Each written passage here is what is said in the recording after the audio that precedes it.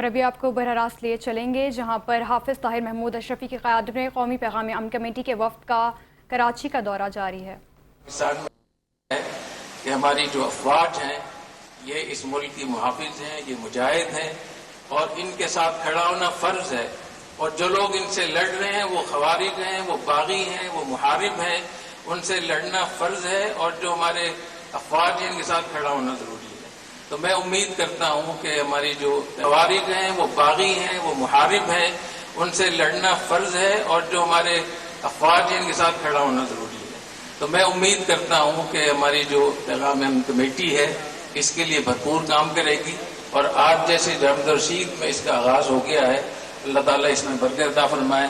میں مولانا طاہر اشرفی صاحب کا بہت شکریہ ادا کرتا ہوں، اور جتنی بھی حضرات یہاں تشریف لائے ہیں ان سب کا میں شکریہ ادا کرتا ہوں جامع رشید کی طرف سے، اور خاص طور پہ میں اپنے طلبہ اور اساتذہ کا شکریہ ادا کرتا ہوں کہ آپ لوگ خیریت سے تشریف رکھتے ہیں۔ میں سمجھتا ہوں کہ یہ پاکستان اللہ کی وہ نعمت ہے کہ 56-57 اسلامی ملکوں میں اللہ نے آپ کو حرمین شریفین کے تحفظ کا اعزاز آل سعود کے ساتھ کیوں دیا ہے؟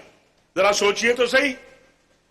ترکوں کی بھی بہت زبردست فوج ہے، مصر عرب ہیں ان کی بھی بڑی زبردست فوج ہے، لیکن اللہ نے یہ اعزاز آپ کو دیا ہے۔ اور یہ لوگ اسلامی ملکوں میں ایک بادشاہ ہے جو حافظ قرآن ہے، اور ایک سپہ سالار ہے جو حافظ قرآن ہے۔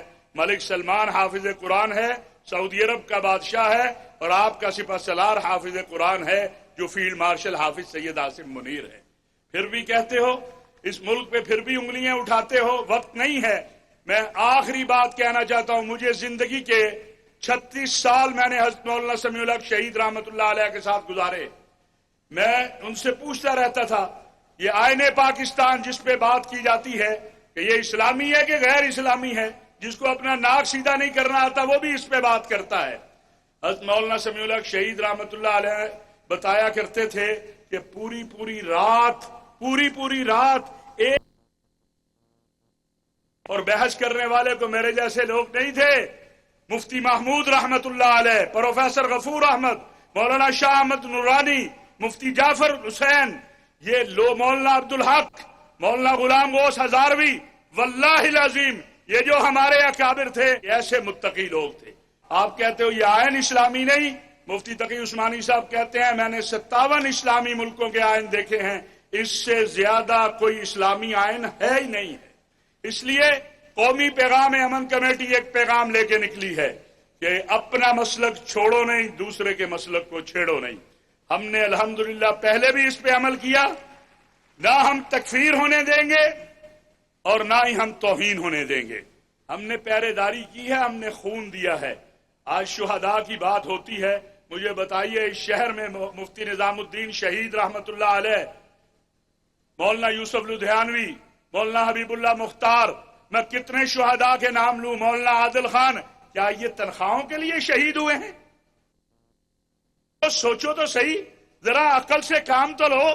تم کہتے ہو شہید موت کی وادی میں جانا، ذرا آؤ نا، کتنے ارب چاہیے اس موت کی وادی میں جانے کے لیے؟ رخصت کرتی ہیں اس فوج کی مائیں جو آپ کے بیٹے اور بھائی ہیں۔ خدا کی قسم میں نے کبھی کسی فوجی سے نہیں سنا کہ اس نے کہا ہو کہ میں اپنی ماں کو کہہ کے گیا تھا کہ ماں دعا کرنا واپس آؤں، وہ کہتا ہے ماں دعا کرنا رب مجھے شہادت دے دے، اور رات کی تہجد میں بھی کھڑا ہو کے کہتا ہے یا اللہ شہادت کب دے گا۔ اس امت نے فیصلہ کیا کہ ہم نے تقسیم نہیں ہونے دینا۔ کس نے فیصلہ کیا؟ پاکستان کے فیلڈ مارشل حافظ سید عاصم منیر نے۔ کس نے فیصلہ کیا؟ میاں شہباز شریف نے اور سعودی ولی عہد امیر محمد بن سلمان نے، کہ ہم نے امت کو جوڑنا ہے، اور اسی وجہ سے آج ایران اور عرب اسلامی دنیا میں جنگ نہیں ہوئی۔ اس کا کریڈٹ بھی آپ کو ہے، اللہ نے آپ کو اس کے لیے منتخب کیا ہے۔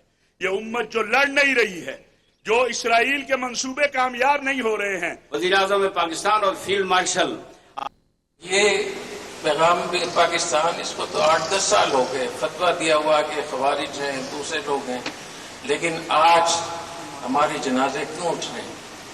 کتنی قتل و غارت کریں؟ ریاست کی اہمیت نہ ہونے کی وجہ سے جو ہمارے جلسے جلوس اور جتنی چیزیں ہو رہی ہیں، کتنے لوگ ہیں جو اس کا شکار ہو جاتے ہیں اور اینٹی اسٹیٹ ریاست مخالف بیانیے کے شکار ہو جاتے ہیں۔ دوسرے نمبر پر اس دستاویز میں لکھا گیا ہے کہ ریاست کے ہوتے ہوئے نجی طور پہ جہاد کی تنظیم بنانا حکومت کی اجازت کے بغیر یہ جائز نہیں ہے، یہ ریاست کا کام ہے، اور ریاست نے جو دفاع کا نظام بنایا وہی جہاد ہے، وہی مجاہدی ہے۔